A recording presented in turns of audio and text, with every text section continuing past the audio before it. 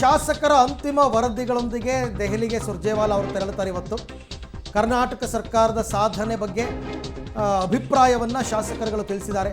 ಶಾಸಕರು ಸಚಿವರ ಕಾರ್ಯವೈಖರಿ ಮತ್ತು ಸರ್ಕಾರದ ರಿಪೋರ್ಟ್ ಎಲ್ಲ ಅವ್ರ ಕೈಲಿದೆ. ಶಾಸಕರು ಸಚಿವರಲ್ಲದೆ CM ಮತ್ತು DCMಗೂ ಈ ವರದಿ ಸವಾಲಂತೆ. ಏನು ಸವಾಲಪ್ಪ? ಮಲ್ಲಿಕಾರ್ಜುನ ಖರ್ಗೆಗೆ ಗೊತ್ತಿಲ್ಲದೆ ಇರೋಂಥದ್ದು ಏನಿದೆ ಸುರ್ಜೇವಾಲಾ ಅವ್ರ ಕೈಯಲ್ಲಿ? ಅವರಿಗೆ ಅರ್ಥ ಆಗ್ತಿರೋದು ಇವ್ರಿಗೆ ಏನು ಅರ್ಥ ಆಗುತ್ತೆ ನನಗಂತೂ ಗೊತ್ತಿಲ್ಲಪ್ಪ. ಆದರೂ ಅವ್ರ ಕೆಲಸ ಅವ್ರು ಮಾಡಿದ್ದಾರೆ. ಈಗೆಲ್ಲ ರಿಪೋರ್ಟನ್ನು ತೊಗೊಂಡು ಹೋಗ್ತಾ ಇದ್ದಾರೆ.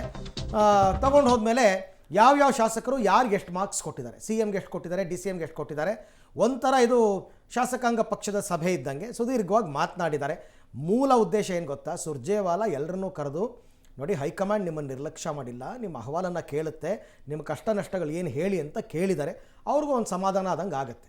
ಈ ಕೆಲಸನ ಇನ್ಫ್ಯಾಕ್ಟ್ CM DCM ಮಾಡಬೇಕು ಅಷ್ಟೇ. ಈ ಬಗ್ಗೆ ಮತ್ತಷ್ಟು ಮಾಹಿತಿ ನನ್ನ ಕೊಲೀಗ್ ಸುಕೇಶ್ ಅವರಿಂದ ಪಡ್ಕೊಂಡ. ಸುಕೇಶ್, ನನಗೆ ಡೇ ಒನ್ನಂದೇನೋ ಇದೊಂದು ಕುತೂಹಲ ಮತ್ತು ಪ್ರಶ್ನೆ ಇದೆ. ಮಲ್ಲಿಕಾರ್ಜುನ್ ಖರ್ಗೆ ಅವ್ರಿಗೆ ಅರ್ಥ ಆಗದೆ ಇರೋದು, CM DCMಗೆ ಅರ್ಥ ಆಗದೆ ಇರತಕ್ಕಂಥದ್ದು, ಸುರ್ಜೇವಾಲಾ ಏನು ಕಂಡುಹಿಡಿಯಬಹುದು ಶಾಸಕರನ್ನ ಮಾತನಾಡಿಸೋದ್ರಿಂದ ಅಂತ. ಬಟ್ ಸ್ಟಿಲ್ ವರದಿಯನ್ನು ತಗೊಂಡಿದ್ದಾರೆ. ಇದು ಮುಖ್ಯಮಂತ್ರಿ ಮತ್ತು ಉಪಮುಖ್ಯಮಂತ್ರಿಗಳಿಗೆ ಸವಾಲಾಗುತ್ತಾ? ಆದರೆ ಯಾವ ರೀತಿ ಅಂತ? ಅರವಿಂದ್, ಹಾಗೆ ನೋಡೋಕೆ ಹೋದರೆ ಮಲ್ಲಿಕಾರ್ಜುನ್ ಖರ್ಗೆ ಅವರು ರಾಜ್ಯದವರೇ ಇರ್ಬೋದು, ಆದರೆ AICC ಅಧ್ಯಕ್ಷರಾದ ನಂತರದಲ್ಲಿ ಅವ್ರ ಜವಾಬ್ದಾರಿ ಕೂಡ ದೊಡ್ಡದಿರುತ್ತೆ. ಜೊತೆಗೆ ಎಲ್ಲ ಶಾಸಕರಿಗೂ ಪದೇ ಪದೇ ಹೋಗಿ ಮುಕ್ತವಾಗಿ ಮಲ್ಲಿಕಾರ್ಜುನ್ ಖರ್ಗೆ ಅವರ ಜೊತೆಗೆ ಪಕ್ಷದ ವಿಚಾರ, ಸರ್ಕಾರದ ವಿಚಾರನ ಮಾತಾಡಲಿಕ್ಕೆ ಅವಕಾಶವೂ ಕೂಡ ಸಿಕ್ಕಿಲ್ಲ. ಹಾಗಾಗಿ ಶಾಸಕರುಗಳು ಸಚಿವರುಗಳ ವಿರುದ್ಧ ಮಾತನಾಡುವಂಥ ಸಂದರ್ಭದಲ್ಲಿ ಹೈಕಮಾಂಡ್ ತೀರ್ಮಾನ ಮಾಡಿದಂತೂ ರಾಜ್ಯ ಕಾಂಗ್ರೆಸ್ನ ಉಸ್ತುವಾರಿ ಅವರ ಸಮ್ಮುಖದಲ್ಲಿ ಒಂದು ಮುಖಾಮುಖಿ ಒನ್ ಆಗಲಿ, ನೋಡೋಣ ಏನೇನು ವಿಚಾರಗಳಿದ್ದಾವೆ ಶಾಸಕರ ಬಳಿ ಅನ್ನೋದನ್ನು ಸಂಗ್ರಹಿಸಲಿಕ್ಕೆ AICC ನಿರ್ಧರಿಸಿದ್ದು.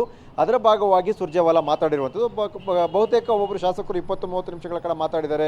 ತಮ್ಮ ಕ್ಷೇತ್ರದ ಸಾಧನೆ ಇರ್ಬೋದು, ಪಕ್ಷ ನಡೀತಿರುವ ರೀತಿ, ಸರ್ಕಾರ ಹೋಗ್ತಿರುವಂಥ ರೀತಿ, ಅಥವಾ ಸಚಿವರುಗಳು ಯಾರ್ಯಾರು ಹೇಗೆ ನಡ್ಕೊಳ್ತಾ ಇದ್ದಾರೆ, ಅಥವಾ ಅನುದಾನದ ವಿಚಾರದಲ್ಲಿ ತಾರತಮ್ಯ ಆಗ್ತಾ ಇದೆಯಾ, ಸಂಘಟನಾತ್ಮಕವಾಗಿ ಹೇಗಿದೆ, ಈ ಎಲ್ಲ ವಿಚಾರಗಳ ಬಗ್ಗೆಯೂ ಕೂಡ ಮುಕ್ತವಾಗಿ ಮಾತನಾಡಿದ್ದಾರೆ. ಬಹುತೇಕ ಲಿಖಿತ ರೂಪವಾದಂಥ ಕೆಲವು ದಾಖಲಾತಿಗಳು ಕೂಡ ತಲುಪಿದ್ದಾವೆ. ಅಂದರೆ ಇವರು ಲಿಖಿತವಾಗಿ ಬರೆದುಕೊಟ್ಟವು ಇದ್ದಾವೆ, ಲಿಖಿತವಾಗಿ ಅವರು ಕೋಟ್ ಮಾಡ್ಕೊಂಡಂಥ ವಿಚಾರಗಳು ಕೂಡ ಇದ್ದಾವೆ. ಹಾಗಾಗಿ ಇದು ಉಸ್ತುವಾರಿಯಾಗಿ ಶಾಸಕರಿಂದ ಸಂಗ್ರಹಿಸಿರುವಂಥ ಒನ್ ಮಾಹಿತಿ. ಇನ್ನು ಮುಖ್ಯಮಂತ್ರಿಗಳು ಮತ್ತು ಉಪಮುಖ್ಯಮಂತ್ರಿಗಿಬ್ಬರು, ಅಂದರೆ ಒಬ್ಬರು ಸರ್ಕಾರದ ನೇತೃತ್ವ ವಹಿಸಿದ್ದಾರೆ, ಮತ್ತೊಬ್ಬರು ಪಕ್ಷದ ನೇತೃತ್ವ ವಹಿಸಿದ್ದಾರೆ. ಶಾಸಕರ ಅಭಿಪ್ರಾಯದಲ್ಲಿ ಸರ್ಕಾರ ಹೇಗೆ ನಡೀತಾ ಇದೆ, ಅಥವಾ ಅನುದಾನಗಳು ಹೇಗೆ ಸಿಗ್ತಾ ಇದೆ, ನಮ್ಮ ಕಷ್ಟ ಸುಖಕ್ಕೆ ಹೇಗೆ ಸ್ಪಂದಿಸ್ತಾ ಇದ್ದಾರೆ ಅನ್ನುವಂಥದ್ದು ಮುಖ್ಯಮಂತ್ರಿಗಳಿಗೆ ಸಂಬಂಧಪಟ್ಟ ವಿಚಾರ ಆಗುತ್ತೆ.